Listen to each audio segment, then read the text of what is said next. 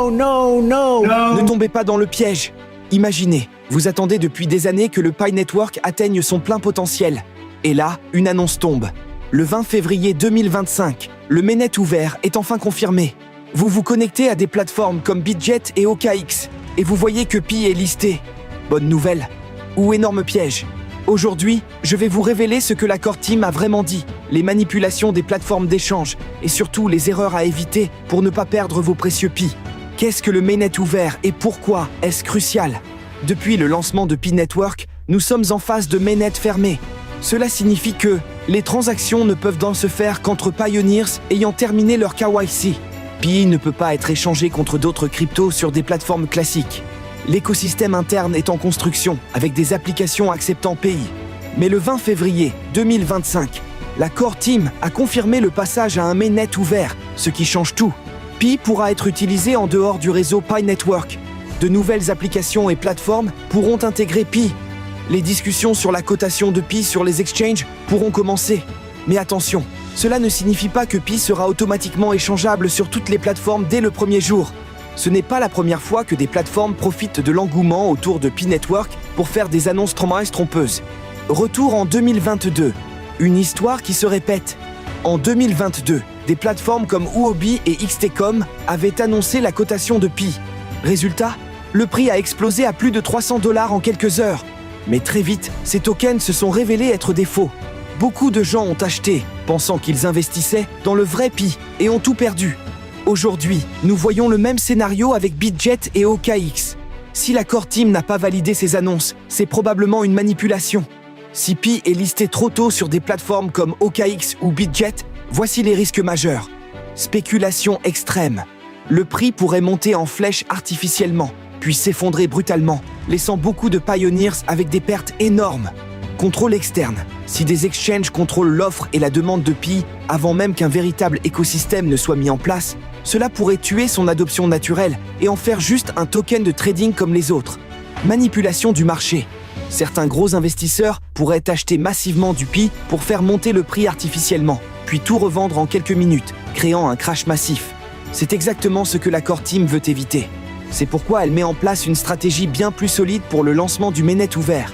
La Core Team a toujours été très prudente avec le lancement du mainnet ouvert. Leur objectif principal est d'assurer que Pi ait une utilité réelle avant d'être échangé sur les marchés. Créer un écosystème où Pi est une monnaie d'échange et non juste un actif spéculatif. S'assurer que les pioneers ayant fait le KYC puissent migrer leur Pi en toute sécurité. Travailler avec des partenaires sérieux et non avec des plateformes qui cherchent à manipuler le prix. C'est pourquoi, jusqu'à maintenant, aucun listing officiel n'a été validé sur des plateformes comme Binance, OKX ou Bitget. Si un exchange liste Pi sans accord de la Core Team, ce n'est pas un bon signe. La Core Team annonce que le mainnet est ouvert, mais Pi reste non listé sur les exchanges pendant encore quelques mois.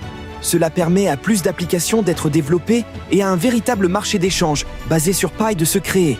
Dans ce cas, les pioneers devront attendre avant de pouvoir échanger leur Pi sur de grandes plateformes. Dès l'ouverture du mainnet, certaines plateformes lancent le trading de Pi immédiatement. Le prix pourrait exploser au début car la demande serait énorme. Mais rapidement, les plateformes pourraient manipuler les prix et faire chuter la valeur, ruinant ceux qui ont acheté trop cher. Plusieurs plateformes commencent à vendre de faux Pi, comme cela s'est déjà vu en 2022. Beaucoup de pioneers qui ne comprennent pas bien la situation se font avoir en achetant des tokens qui ne sont même pas liés au vrai Pi Network. La Core Team dément officiellement ces listings, mais beaucoup de personnes auront déjà perdu leur argent. Maintenant que vous connaissez les risques, voici les 5 règles d'or pour protéger vos Pi et éviter de tomber dans un piège. Ne vendez jamais vos Pi à quelqu'un qui vous propose un échange direct en cash. Beaucoup d'arnaqueurs vont essayer de vous voler. Ne transférez jamais vos Pi vers un site ou une application non officielle sous prétexte de conversion en argent. Ne croyez que les annonces officielles de la Core Team. Si ce n'est pas sur leur site ou leur app, c'est probablement faux. Ne vous précipitez pas pour vendre dès l'ouverture du mainnet. Les premiers jours seront très volatiles et il vaut mieux observer avant d'agir. Investissez votre Pi dans l'écosystème. Plutôt que de chercher à vendre immédiatement, utilisez vos Pi dans des applications, des boutiques et des services qui les acceptent. Même si beaucoup de questions restent en suspens, voici quelques prévisions réalistes pour 2025. Le prix de Pi sera instable au début, mais pourrait se stabiliser une fois qu'un vrai marché d'échange est mis en place.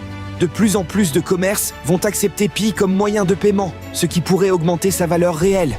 L'adoption de Pi pourrait exploser si de grandes entreprises commencent à s'y intéresser.